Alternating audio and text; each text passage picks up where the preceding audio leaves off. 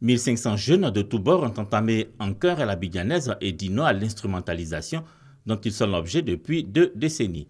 Si la projection d'un film sur la situation de la jeunesse ivoirienne de 1946 à nos jours a ému plus d'un dans la salle, ce sont plutôt les conseils pleins de sagesse de feu Félix Houphouët-Boigny qui ont soulevé des salves d'applaudissements, une invitation à la jeunesse à plus de responsabilités. La jeunesse ne veut pas être spectatrice de l'émergence de la Côte d'Ivoire, elle veut être actrice aux côtés donc des aînés de cette émergence-là. Nous disons qu'il n'y a plus de raison qu'elle soit réduite seulement à un simple instrument. Elle veut être un partenaire, elle veut aussi revendiquer sa place dans la construction de cette Côte d'Ivoire nouvelle. La rencontre d'échanges sur la situation de la jeunesse ivoirienne a vu l'intervention de jeunes leaders du RHDP et même ceux de l'ancien parti au pouvoir, le FPI.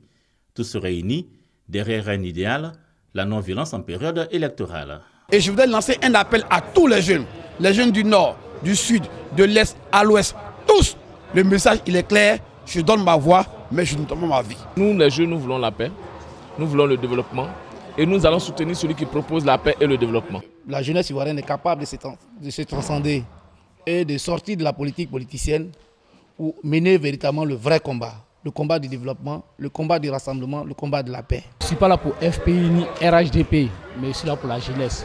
Pour dire aux autres frères qui sont cachés, leur dire que nous avions la sécurité et qu'il n'ait pas peur qu'ils viennent ensemble pour qu'on puisse se réunir et réorganiser ce pays-là. À travers ce rendez-vous de la responsabilité, les leaders d'opinion jeunes ont su transmettre le message « Oui à ma voix, non à ma vie », engageant ainsi la jeunesse à ne plus risquer sa vie à des fins politiques faisant écho aux derniers événements.